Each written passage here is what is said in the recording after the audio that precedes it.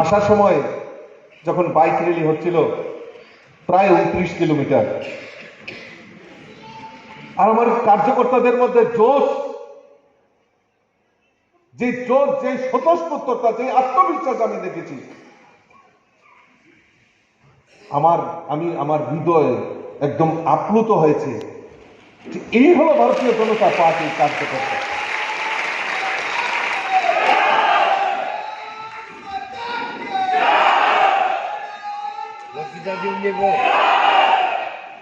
বন্ধুগণ, আজকে অনেকেই বলেন যে আমি সভাপতি হওয়ার পর যে আমি ত্রিপুরা বিধানসভা 2023 এই ত্রিপুরার যে 60টি বিধানসভা রয়েছে, আর এই 60টি বিধানসভাতে এই 60টি সিট ভারতীয় জনতা পার্টির পদ্মফুল সেখানে ফোটানোর জন্য আমি আহ্বান করি। অনেকে বলছেন, কিন্তু আমার আত্মবিশ্বাস রয়েছে, আমার এরকম দেবদুর্লভ কার্যকর্তা সারাদিন না খেয়ে আজকে 29 কিলোমিটার বাইক মিছিল করে সারা খোয়াই জেলাকে জাগ্রত করেছে। আমার এবং দেবদুর্লভ কার্যকর্তা থাকতে আমি কেন ওই 60 করবো না? আমার দৃঢ় বিশ্বাস এই ত্রিপুরা বিধানসভা 60 ভারতীয় জনতা পার্টি পদ্মফুল ত্রিপুরা রাজ্যের আমরা ফোটাতে পারবো। আজকে সিপিএম কোথায়? আসার সময় দেখছিলাম সিপিএম এর পার্টি অফিসের সামনে ফ্ল্যাগ পোস্ট, মানে কিছু পুলিশ টুলিশ একদম আর্ম ফোর্স নিয়ে দাঁড়িয়ে আছে। অমিত বাবুকে জিজ্ঞেস করলাম, এখানে এত ফোর্স কেন? কারণ ভারতীয় জনতা পার্টিতে তো সন্ত্রাসে বিশ্বাস করে না, ভারতীয় জনতা পার্টির বাইক মিছিল যাবে। তো বললো, না দাদা, এখানে সিপিএম এর পার্টি অফিসটা রং করানো হচ্ছে, তাই পুলিশ দেওয়া হয়েছে। কি দুর্ভাগ্য! চিন্তা করুন, 25টা বছর যেই কমিউনিস্টরা এই রাজ্যের বুকে রাজত্ব করেছে, তাদের পার্টি অফিস রং করবে, তাদেরকে পুলিশ প্রোটেকশন দিতে হবে। তারা কি গুণের কাজ করেছে এরকম? আমরা ভুলে যাইনি এই খোয়াইবাসী। পলিটিক্যাল মার্ডার, রাজনৈতিক হিংসা কোন বিরোধী দল এই খোয়াইতে করতে পারবে না। আমরা ভুলে গেছি সেই দিনগুলি। কোন বিরোধী দল করতে পারবে না। কমিউনিস্টের বিরুদ্ধে আওয়াজ তুললে তাকে হত্যা করা হবে, নতুবা তাকে এই খোয়াই ছাড়া করা হবে।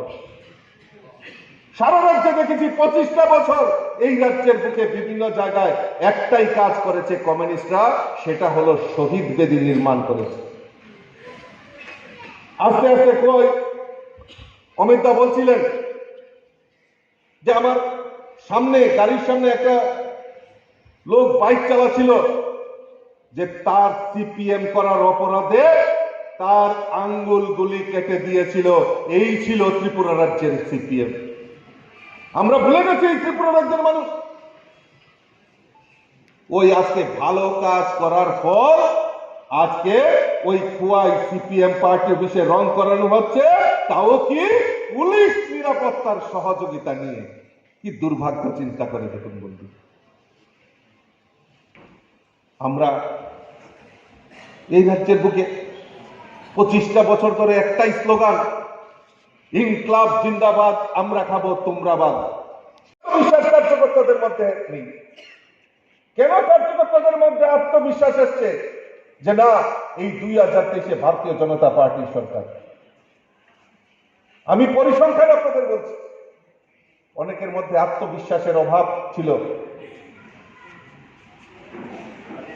আজকে ত্রিপুরার যে সিপিএম খুঁজে পাওয়ার নেই, খুঁজে পাওয়া যায় না। আপনারা হয়তো বলতে পারেন, দাদা আপনি এত হলক করে কিভাবে বলতে পারেন?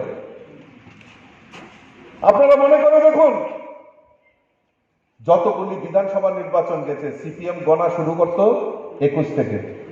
কে পিনাকিদা ঠিক তো? 21 থেকে গণা শুরু করতো, মানে 20টা সিট জনজাতি এলাকায় তারা কনফার্ম। আজকে জনজাতি এলাকায় তাদের অবস্থান কি?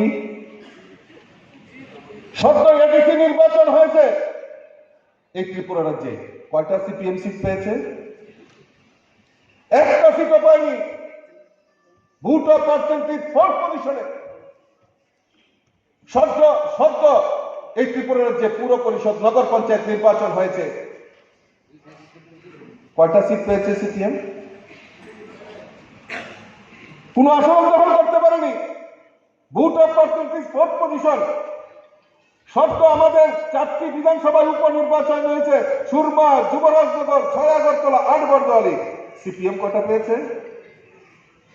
সিপিএম কয়টা সিট পেয়েছে? সিপিএম কয়টা সিট পেয়েছে? সিপিএম কয়টা সিট পেয়েছে? 29 বছর যুবরাজনগর সিপিএম এর একক ছত্রভুক্ত ছিল, সেখান থেকে কেউ জয় হতে পারেনি। এই প্রথমবার ভারতীয় জনতা পার্টি পদ্ম ফুল ফুটিয়ে দিয়ে ওই যুবরাজনগরের মানুষ প্রমাণ করেছে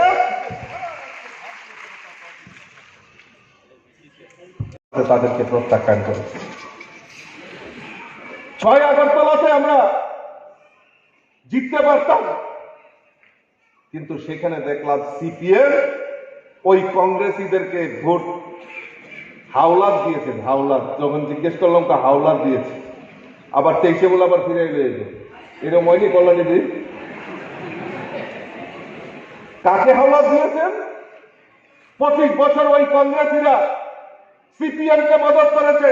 আমরা ভুলে যাইনি ত্রিপুরা রাজ্যের মানুষ।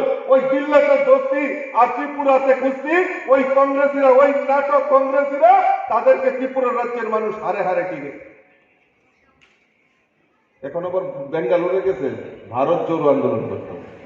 কংগ্রেস সমস্ত স্বাধীনতার পর থেকে কংগ্রেস ভারত জোড়ো আন্দোলন করতেছে। নতুন করে পাপ্পু গান্ধী ভারত জোড়ো আন্দোলনের ডাক। আর আমাদের এখান থেকে 2-4 জন গেছে। কোয়াইট থেকে গেছে নি? তো খুঁজে দেখেন তো কিনা কোয়াইট থেকে গেছে নি? কোয়াই, কল্যাণপুর, বাতালি, আমরা থেকে কেউ গেছে নি? একটু খুঁজলে তারা আইলে কি করবেন? একটা আসনে বয়াইবেন, পাউটাও দোয়াইবেন, তারপরে একটা বড় মালা দিয়া তারা স্বাগত করবে। পারবেন না আপনারা? আজকে সিপিএম এর কাহিনী শেষ। এখন অনেকের মনে আসছে যে আরে নতুন করে তিপ্রামথা চিৎকার করছে, তিপ্রামথার সঙ্গে অ্যালায়েন্স করতে হবে। সব দলের নেতারা গিয়ে তিপ্রামথা দৌড়াদৌড়ি করছে। আরে কাহাটা তিপ্রামথা? কিভাবে তিপ্রামথা? সুরমা বিধানসভার উপনির্বাচন হয়েছে। 45% জনজাতি অংশের মানুষ, সেখানেও তো তিপ্রামথা লড়াই করেছে। কি হয়েছে রেজাল্ট? সেখানে ভারতীয় জনতা পার্টির পদ্মফুল আমাদের স্বপ্না দাস পাল সেখান থেকে বিজয় হয়ে প্রমাণ করেছে যে আজকে ত্রিপুরা রাজ্যের জনজাতিরাও ভারতীয় জনতা পার্টির সঙ্গে রয়েছে। বন্ধুগণ, তাই বন্ধুগণ আমি দৃঢ় চিত্তে বলতে পারি আজকে এই ত্রিপুরা রাজ্যে ভারতীয় জনতা পার্টির কোন প্রতিপক্ষ নয়। ভারতীয় জনতা পার্টি ওই আগামী 2023-এ লক্ষ্য রেখে এই ত্রিপুরা রাজ্যে সরকার পুনঃপ্রতিষ্ঠা করবে। ভারতীয় জনতা পার্টি একা লড়াই করে এই ত্রিপুরা রাজ্যে ভারতীয় জনতা পার্টি সরকার প্রতিষ্ঠা করবে। আত্মবিশ্বাস কেন থাকবে না? 25 বছর আমি দেখেছি এই রাজ্যের বুকে খালি গরিবের সরকার কমিউনিস্টরা স্লোগান দিয়েছে। আপনারা বুকে হাত দিয়ে বলুন তো, এই ত্রিপুরা রাজ্যে কমিউনিস্ট শাসনে 25 বছরে গরিবদের জন্য মানুষ উপকৃত হতে পারে তার ব্যবস্থা আমাদের রাজ্য সরকার করেছে। সারা রাজ্যে প্রায় 2.5 লক্ষ যারা গরিব অংশের মানুষ, তাদের পাকা বাড়ি নির্মাণের ব্যবস্থা আমাদের রাজ্য সরকার করেছে। বন্ধুগণ,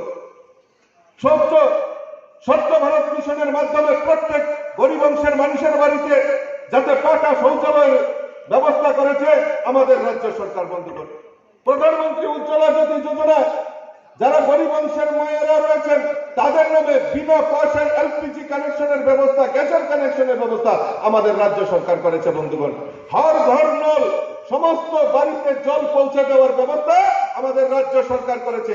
সৌভাগ্য জ্যোতি যোজনার মাধ্যমে প্রত্যেকের বাড়িতে বিদ্যুতের ব্যবস্থা আমাদের রাজ্য সরকার করেছে। বন্ধুগণ, 11টা নিত্য প্রয়োজনীয় জিনিস যাতে গরিব অংশের মানুষ রেশন শপ থেকে কিনতে পারে তার ব্যবস্থা আমাদের রাজ্য সরকার করেছে। রেশন শপের মাধ্যমে চিনি, মুসুরি ডাল, চা পাতা, সয়াবিন আমাদের রাজ্য সরকার চালু করেছে বন্ধুগণ। যার নিরিখে দাঁড়িয়ে আজকে গরিব অংশের মানুষ আজকে আত্মবিশ্বাস আসছে যে না, এই আমাদের ভারতীয় জনতা পার্টির সরকার দরকার। সামাজিক বাধা ওই কমিউনিস্ট যারা করে তাদেরকে কানুমালা দিয়ে জিজ্ঞাসা করবে যে তোমরা তো সেদিন স্লোগান দিতে যে তোমরা গরিবের সরকার, গরিবের সরকার, আর গরিবের সরকার 700 টাকা ভাতা দিতে। আজকে বিজেপি সরকার আমাদের গত মাস থেকে 2000 টাকা করে ভাতা রাজ্য সরকার ঘোষণা করে দিয়েছে। আরো 30,000 নতুন ভাতা দেওয়ার জন্য আমাদের রাজ্য সরকার ঘোষণা করেছে বন্ধুদের। এই হলো 2018-তে এই সরকার পরিবর্তনের লাভ আমরা এই ত্রিপুরাঞ্চলের গরিব মেহনতি মানুষরা আমরা উঠিয়েছি বন্ধু। তার নিরিখে দাঁড়িয়ে আমি বলছি যে আজকে 60-60 ভারতীয় জনতা পার্টির পদ্মফুল ফোটাতে